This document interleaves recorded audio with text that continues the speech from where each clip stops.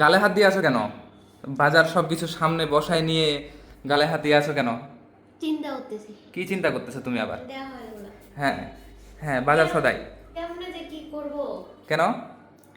এই এতগুলা কাজ বাচ্চা নিয়ে কেমন করে কি করব? আবার আরেকটা জিনিস আমি চিন্তা করতেছি। কি চিন্তা করতেছো? এখানে 4000 টাকার বাজার।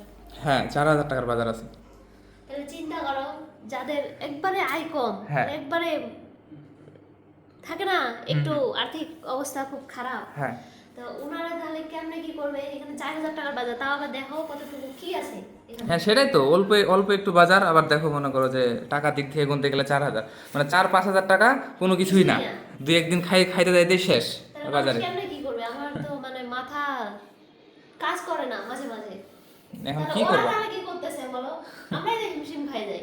সেটাই এখন কথা, জিনিসপত্রের যা দাম বাড়তেছে প্রতিনিয়ত যেভাবে বাড়তেছে, সেক্ষেত্রে দেখবা যে আর কিছুদিন গেলে এই বাজারগুলাই দেখবা না যে খাই ছয় থাকতে হবে মনে হয়। 6-7 হাজার টাকার বাজার হয়ে যাবে এগুলাই না, তখন। ঠিক আছে, কিন্তু মানে না খাই থাকার অবস্থা হয়ে যাবে মনে হয়। সেটাই আর কি, যাদের ইনকাম ভালো আর্থিকভাবে যারা সচল তাদের কোনো প্রভাব পড়বে না তাদের হ্যাঁ। উপর, কিন্তু যারা নিম্ন একবারে মধ্যবিত্ত, যারা নিম্ন- হ্যাঁ যারা নিম্ন মধ্যবিত্ত আছে তাদের উপর বিশাল একটা প্রভাব পড়বে। দেখা গেছে তারা এক বেলা খাবে, 2 বেলা না খেয়ে থাকবে।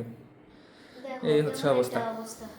তারপরও দোয়া করি আল্লাহ যাতে সবাইকে ভালো রাখে, ভালো থাকার তৌফিক দান করে, ভালো মন্দ খাওয়ার তৌফিক দান করে।